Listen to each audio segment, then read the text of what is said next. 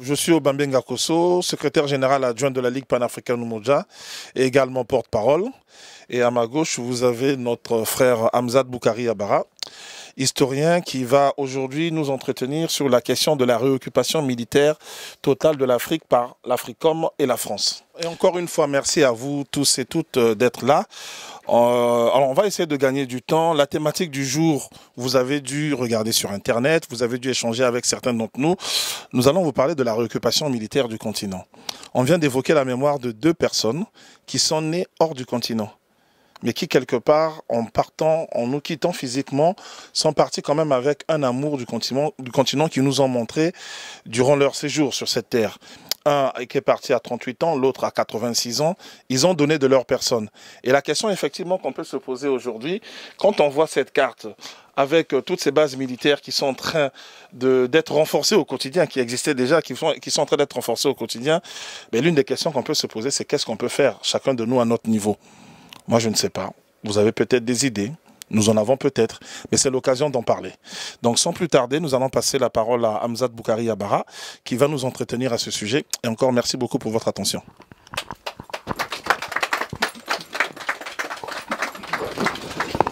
Donc, au TEP à tous. Merci d'être présent aujourd'hui pour ce café Umoja. Je tiens à dire que le sujet qu'on va aborder, c'est totalement dans l'actualité, puisqu'on a vu déjà, par exemple, ce matin que ça chauffe pour les militaires français qui sont en Centrafrique. Ça chauffe également au Mali, que les populations sont en train vraiment de se soulever et de contester le motif de la présence française dans ces deux pays-là. Donc il y a vraiment une remise en cause de la situation. Et l'exposé que je vais faire est il va montrer des choses qui sont relativement paradoxales. Donc c'est un exposé que je vais présenter de manière relativement rapide. Je vais le présenter en 4 points. Dans le premier point, je parlerai rapidement de la guerre de Libye, parce que c'est vraiment l'événement qui est à l'origine de la déstabilisation actuelle. Deuxièmement, je passerai très rapidement sur la question des interventions françaises. Troisièmement, le cas de l'Africom et la Chine, parce que la Chine aussi est présente en Afrique de différentes manières. Et enfin, le quatrième point, c'est un peu une question de savoir qui doit défendre l'Afrique, puisque théoriquement, nous avons des armées africaines, mais on se rend compte qu'elles sont soit en sous-traitance, soit en incapacité totale de défendre le continent. Donc je vais commencer rapidement avec le premier point, concernant la guerre de Libye. Donc là, j'ai fait un rappel rapide de la période Kadhafi, qui peut se déconstruire en 4 temps. Donc une première période où il prend le pouvoir en 69. À l'époque, la Libye, c'était une succursale britannique. Il y avait un roi qui était là, mais les Britanniques avaient déjà installé une base militaire, parce que lors de la Seconde Guerre mondiale, il y a une bataille qui est très célèbre, qui est la bataille de Tobrouk. Et Tobrouk, c'est un endroit stratégique pour contrôler la Méditerranée. Donc une fois après la guerre terminée, les Britanniques ont décidé de rester là-bas. Ils vont établir une base qui va notamment servir au moment de la guerre de Suez, qui va défendre les intérêts impérialistes et occidentaux dans la région. Et donc lorsque Kadhafi va arriver en 69, coup d'État militaire, il va prendre un certain nombre de décisions, dont la fermeture de cette base. Il va également décider d'exproprier les propriétaires italiens, puisque la Libye était une ancienne colonie entre guillemets italienne, donc il va les exproprier. Il va les expulser, il va leur dire de dégager de Libye. Il va également nationaliser le pétrole, et ça va être un bouleversement dans la géopolitique mondiale du pétrole. C'est le premier qui va le faire à cette époque-là, et ça va inspirer beaucoup d'autres chefs arabes et latino-américains qui vont s'inspirer de ce que Kadhafi va faire. Et il va mettre en place plusieurs armées, donc des légions islamiques, des légions africaines, qui vont aller combattre sur différents terrains, à la fois avec les mouvements de libération qu'il va financer, comme l'ANC, mais également en Palestine, au Liban et dans d'autres territoires. Donc ça, c'est la première période, 69-77, où il travaille également toute une idéologie. C'est dans cette période-là qu'il commence à rédiger le livre vert, qui a toute l'idéologie de la grande Jamaïria populaire et socialiste arabe qui se met en place. Et à partir de 77, donc, il y a la proclamation de cet État-là, donc un État démocratique des masses, qui va beaucoup intéresser les observateurs internationaux et qui va lui valoir en fait une certaine complaisance de la part des Américains, parce qu'à cette époque-là, Kadhafi est anticommuniste. Et le plus important, c'est d'être anticommuniste. Même s'il ne cède pas de base militaire à l'OTAN ou aux autres organisations, il est anticommuniste. La période qui suit 77-88, beaucoup plus compliquée, parce que là, il entre dans une période de confrontation, il prend position sur un certain nombre de points, il se rapproche de l'Iran, il remet en cause en fait l'ordre mondial, et ça va lui valoir donc des bombardements en 86, Ronald Reagan qui va bombarder Tripoli, et à cette époque-là, on se rend compte que l'Afrique est potentiellement en état de siège, qu'il suffit qu'un pays occidental décide de bombarder n'importe quelle ville africaine pour la faire plier. Sauf que dans le cas de la Libye, ça ne va pas marcher. L'embargo mis en place dès 82 ne va pas marcher, les bombardements à partir de 86 ne vont pas marcher, donc on va passer à une troisième vision des choses, qui est la guerre médiatique. Donc là, on va exploiter les attentats donc de Lockerbie 88 et du DC-10 du TA pour accuser donc Kadhafi d'être l'instigateur de ces attentats-là, qui va toujours nier, et on va utiliser tout cela pour mener une campagne médiatique qui va faire que la Libye va être, à partir de 1988, sous embargo du Conseil de sécurité des Nations Unies. Donc ça, c'est extrêmement important parce que ça veut dire que la Libye, par exemple, ne pourra plus acheter d'armes et ne pourra plus recevoir d'armes. Donc théoriquement, on est en train de mettre cet État africain à genoux, mais néanmoins, il va résister. Dans les années 97-99, la Libye va revenir dans la scène mondiale grâce à Nelson Mandela. Parce que Kadhafi a soutenu Mandela, et lorsque Mandela est libéré, l'une des choses qu'il va faire, c'est remercier Kadhafi, il va remercier Castro. Bref, tous les États anti-impérialistes qui avaient été mis sous embargo ou condamnés ou classés comme terroristes par les États-Unis et l'Europe de l'Ouest vont être remerciés par Mandela. Et pire, en 1997, en octobre, lors d'un voyage au Caire, Nelson Mandela va faire une escale à Tripoli et donc il va violer l'embargo des Américains qui interdisait toute connexion, liaison aérienne avec la Libye. Et lorsqu'il va arriver à Tripoli, il va répondre aux autorités américaines en expliquant qu'aucun État n'a le droit de dicter à un autre ce qu'il doit faire. Donc à partir de là, Mandela va organiser un certain nombre de négociations qui vont aider Kadhafi à revenir sur le devant de la scène pour entrer dans la troisième partie, donc la réintégration dans la communauté internationale, qui va être en fait la grande erreur stratégique de Kadhafi, puisqu'il va se lier d'amitié avec tous ceux qui vont ensuite l'éliminer. Donc ça, c'est pour brosser brièvement le règne de Kadhafi, pour comprendre un petit peu quelle était la situation de manière globale. Et donc on en arrive donc à la fameuse guerre d'agression de 2011, la guerre de Libye. Donc c'est une guerre qui a plusieurs motifs. Alors entre nous, nous savons qu'il y a les motifs continentaux, c'est-à-dire que Kadhafi voulait une monnaie africaine. Il avait les moyens de créer également, de financer une armée africaine. Il voulait aller très vite sur la question des États-Unis d'Afrique, contre l'avis d'un certain nombre de dirigeants africains qui étaient néocolonialistes. Il était également contre l'implantation de l'Africom sur le sol africain.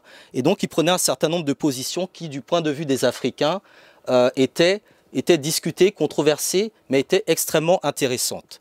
Et derrière ces positions-là, il y a également le point de vue occidental, qui est lié au fait qu'en 2011, il y a une crise au niveau du système capitaliste occidental. Il y a l'euro qui est en train de chuter, qui est sur le point de disparaître.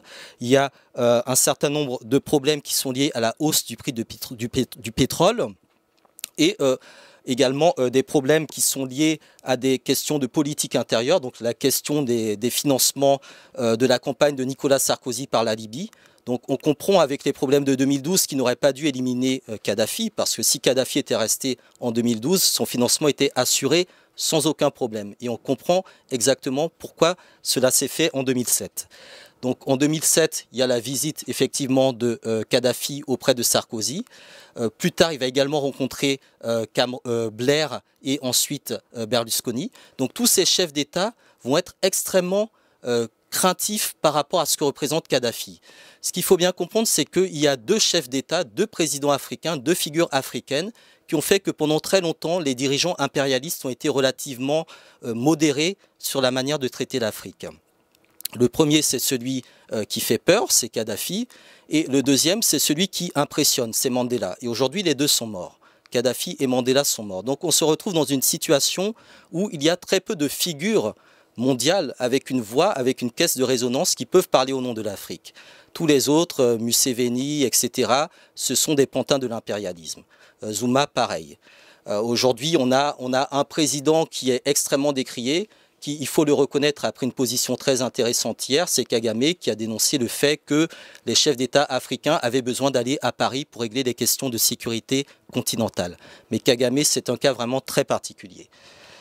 Donc cette guerre-là, elle se met en place du point de vue politique à travers des alliances. Elle se met également en place du point de vue médiatique avec ce qu'on va appeler la fabrication du consentement de l'opinion. Il faut bien savoir une chose. Lorsque quelqu'un vous parle de théorie du complot, c'est quelqu'un qui veut vous détourner du réel motif de la réflexion. La réflexion que l'on doit porter sur ces questions stratégiques, c'est celle de la fabrique du consentement. C'est-à-dire comment on va fabriquer les gens de telle manière à ce que ce soit eux-mêmes qui nous viennent nous dire ce que nous devons faire. Dans le cas de l'actualité, c'est comment on va fabriquer le consentement pour faire en sorte que c'est le Nigeria même qui va dire aux États-Unis, à la France, à Israël, à la Chine, etc., venez nous aider au Nigeria. Donc ça, c'est toute la stratégie médiatique qui est mise en place. Et dans le cas de Kadhafi, ça va être une diabolisation totale du personnage. Alors, à partir du mois de mars, les choses vont un peu s'emballer. Donc là, il y a quelques dates. Le 10 mars, l'Union africaine, qui avait une feuille de route, va voter le rejet de l'intervention militaire en Libye. Le même jour, Bernard-Henri Lévy va amener la France à reconnaître donc, les rebelles libyens, donc la rébellion libyenne. Donc on voit bien que les choses vraiment se passent dans un mouchoir de poche. Il faut aller extrêmement vite. Donc du coup, tout ce que l'Union africaine avait fait, c'est devenu totalement caduc. Tout ce que Chavez également préparait, Chavez avait également une feuille de route, est devenu caduc à ce moment-là, à partir du moment où on a reconnu le Conseil de transition. Ensuite, il fallait avoir une caution arabe.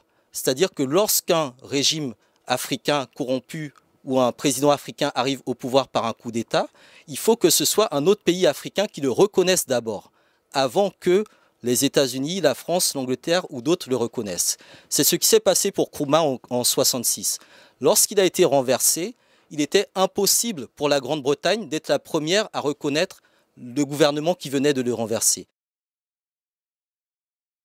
Il faut bien comprendre que tout ce qu'on a appelé printemps arabe, Tunisie, Égypte, Libye, etc., les gens du Quai d'Orsay, qui sont spécialistes de ces choses-là, ont été totalement dépassés. Ils n'étaient même pas au courant de ce qui se passait. Donc imaginez la personne lambda dans la rue, elle est encore moins au courant. Donc il faut aller extrêmement vite sur ces questions-là et il ne faut pas perdre la main de la bataille idéologique. Donc cette résolution va être mise en place et c'est à partir de cette résolution qu'on va mettre la fameuse interdiction de survol aérien de la Libye. Ce qui signifie que la Libye perd la souveraineté de son espace aérien, ce qui va avoir énormément de conséquences. Donc 2 jours plus tard, donc Sarkozy va déclarer la guerre à la Libye, le 19 mars. Là encore, Sarkozy, il joue ça dans un cadre très serré. Il sait que les Britanniques ne sont pas tout à fait prêts.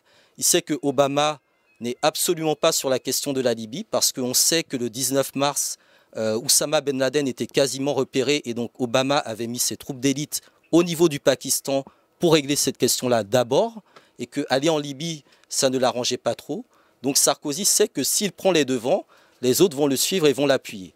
Donc il va déclarer la guerre à la Libye et ça va donner suite donc aux événements que nous connaissons tous, c'est-à-dire une pluie de bombardements, une guerre d'agression qui va se conclure donc le 20 octobre 2011 par l'assassinat de Kadhafi. Là encore un assassinat médiatisé parce qu'il convient d'humilier les Africains. Donc il y a encore cet aspect idéologique et psychologique de briser la résistance en montrant comment nous allons traiter vos chefs. Et enfin, donc 10 jours après l'assassinat de Kadhafi, le 30 octobre 2011, la fin officielle de la guerre de Libye. Mais nous voyons bien que cette guerre n'est absolument pas terminée.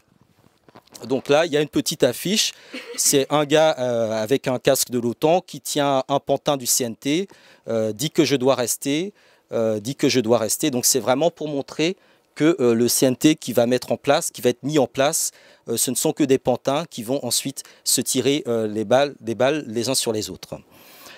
Donc le deuxième point aussi, c'est un point qui est également très important. La Libye de Kadhafi en 1996 a été le premier État à placer Oussama Ben Laden sur la liste des personnes arrêtées par Interpol. Donc les services secrets libyens étaient exactement au courant de ce qui se passait par rapport à Ben Laden. Kadhafi avait énormément de renseignements et travaillait avec les services britanniques et les services américains. Et l'une de ses erreurs, c'est d'avoir beaucoup trop travaillé avec ces services-là et de leur avoir indiqué qui étaient les opposants. Par conséquent, lorsque ces services-là se sont retournés contre Kadhafi, ils savaient exactement qui aller chercher dans le fin fond des États-Unis, dans le fin fond du Canada, pour les ramener en Libye et pour les installer au pouvoir. Donc ça, c'est une erreur stratégique qui a été mise en place. Et il va y avoir également toute une moquerie de la part de la presse médiatique. Là, j'ai mis deux images où on montre Kadhafi et Ben Laden côte à côte, l'un en train de brûler ici en enfer et l'autre qui est enterré dans le désert on ne sait où, et l'autre qui est largué dans l'océan on ne sait où. Donc pour montrer bien que ces deux personnages vont ensemble, alors qu'en réalité, nous savons très bien qu'ils n'allaient pas du tout ensemble. Donc tout ça aussi, c'est dans la construction, la diabolisation, pour montrer que finalement, Kadhafi égale Ben Laden, égale. Donc cette guerre de Libye, bon, on voit les images, hein, la Libye était l'un des États, si ce n'est l'État le plus développé du continent. C'est celui qui n'avait absolument pas de dette, qui n'était pas endetté auprès des institutions financières internationales, qui avait des fonds souverains, qui avait une autonomie, qui avait également un système politique et social qui n'était peut-être pas parfait, mais qui était du moins en train d'évoluer.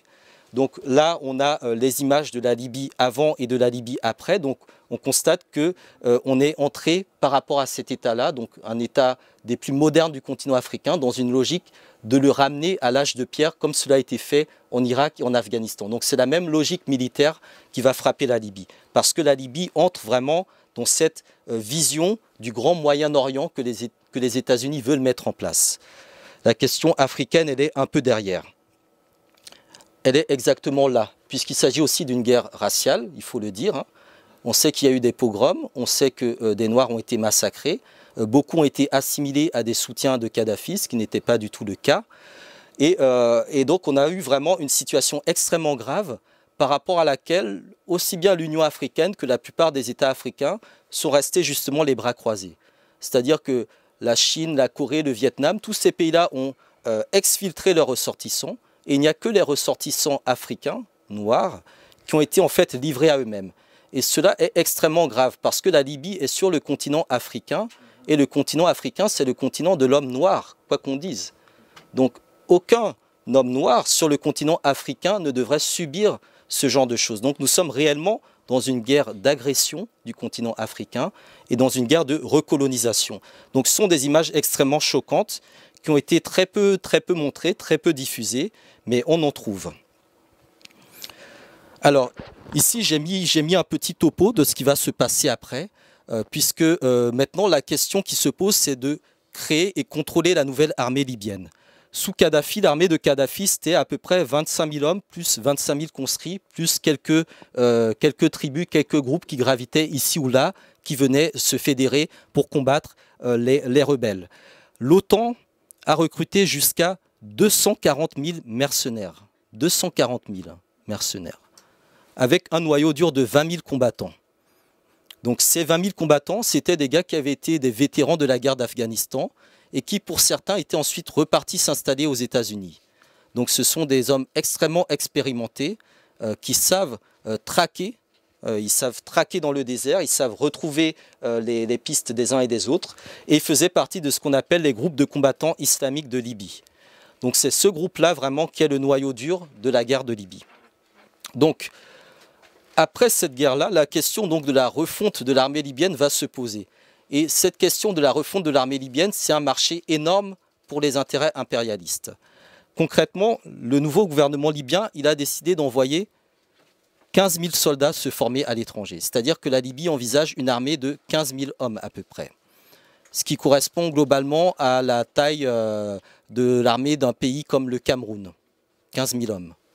Ce qui n'est pas énorme pour un pays qui a beaucoup de choses à stabiliser. Alors ces 15 000 hommes, une partie vont être formés par la France. Donc l'Institut français de Tripoli va former les douaniers.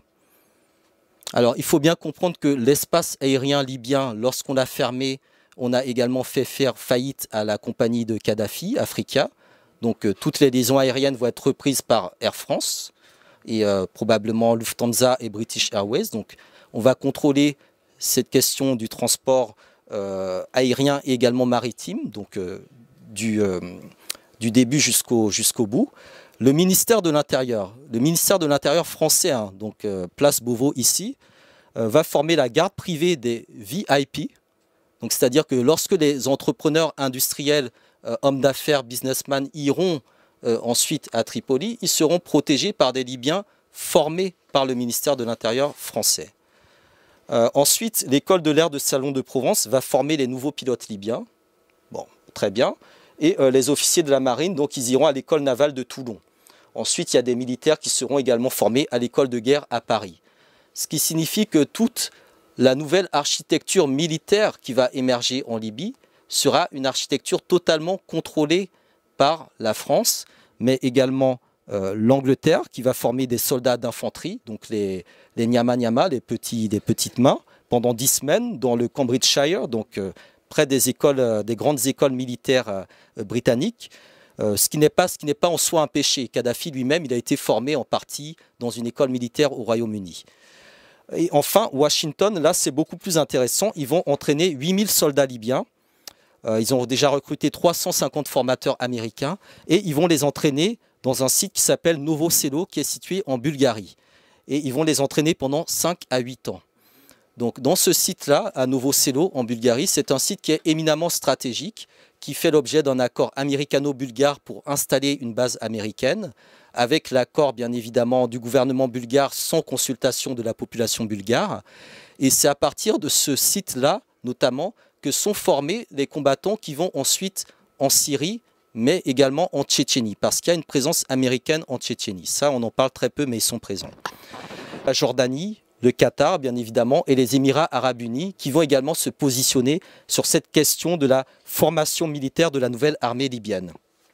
Un autre point, c'est le contrôle des frontières libyennes. Alors là, également, nous sommes dans un cas qui est extrêmement paradoxal. C'est-à-dire qu'au mois d'août 2010, Kadhafi avait été voir Berlusconi, il avait demandé, il avait même exigé une certaine somme d'argent par rapport au fait qu'il contrôle l'immigration noire qui cherche à gagner l'Europe. Et donc, à partir de ce moment-là, les Européens ont compris qu'ils étaient, entre guillemets, redevables, ou tout au moins dépendants de la politique de Kadhafi. Par conséquent, dans le fait de l'enlever du pouvoir, il y avait aussi l'idée de faire mieux que Kadhafi, sans Kadhafi, concernant la rétention des populations africaines qui cherchent à gagner le sud de l'Europe. Donc ça, c'est un point qui est extrêmement ambigu, parce que cette gestion des frontières de la Libye par Kadhafi lui est reprochée par un certain nombre de militants panafricanistes africains qui estiment que la Libye n'a pas à fermer ses frontières, n'a pas à être une prison par rapport aux migrants. Alors cette question des frontières, c'est une question qui est également liée à la question militaire et qui est également liée à la géopolitique.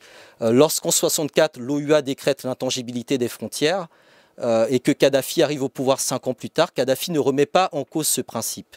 Cependant, il va essayer de faire des alliances avec tous les pays arabes. Donc il va essayer de faire une alliance avec l'Égypte de Nasser, qui va refuser, avec le Soudan de Niméri, qui va refuser. Donc ensuite, il va essayer avec la Tunisie de Bourguiba, qui va également refuser. Et tellement dégoûté de voir que tous les pays maghrébins refusent de faire alliance avec lui, il va essayer de faire une alliance politico-militaire et économique avec la Syrie d'Hafez el-Assad. Mais là également, ça ne va pas marcher. Donc à partir de là, il va commencer également à se tourner vers le Tchad, et ça va être le début donc de la question de la bande d'Aouzou avec la guerre des Toyota dans le désert concernant cette bande de terre. Mais dans l'idée de Kadhafi, s'il doit y avoir des frontières, si on ne doit pas remettre en question leur intangibilité, ces frontières-là doivent être au maximum ouvertes. Donc ça, c'est une ambiguïté de son discours. Et c'est une ambiguïté qui va être exploitée par ce que les impérialistes vont mettre en place par la suite. Donc en mai 2013, l'Union européenne va créer ce qu'on appelle une mission d'assistance pour une gestion intégrée des frontières en Libye. Donc cette fameuse mission qui a été lancée en mai 2013, elle a été suspendue le mois dernier. Elle a été suspendue parce qu'il y a toute une cargaison d'armes qui devait arriver aux personnes qui travaillaient dans cette mission-là, qui a été détournée. Tant et si bien que les personnes qui font partie de cette mission-là sont aujourd'hui désarmées, ils n'ont plus d'armes.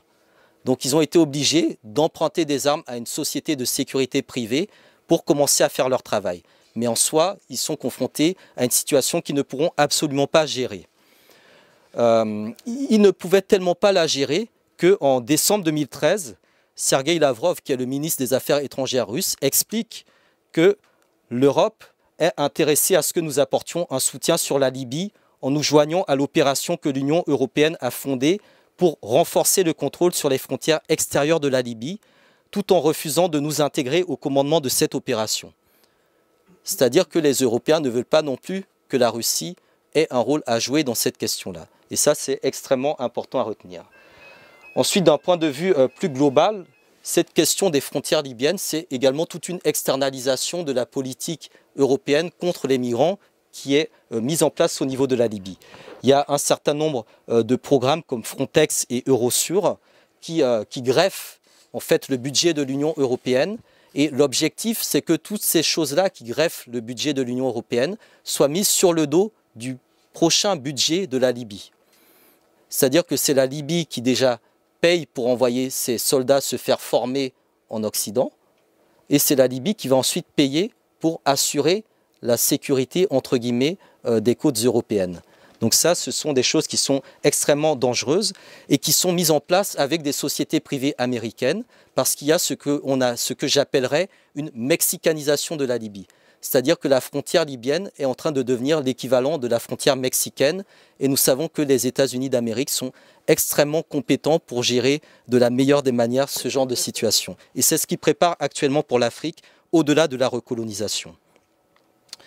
Donc là, il y a une petite carte qui montre bien que dans un carré vraiment très réduit, qui correspond notamment à Lampedusa, il y a toutes ces marines qui sont présentes.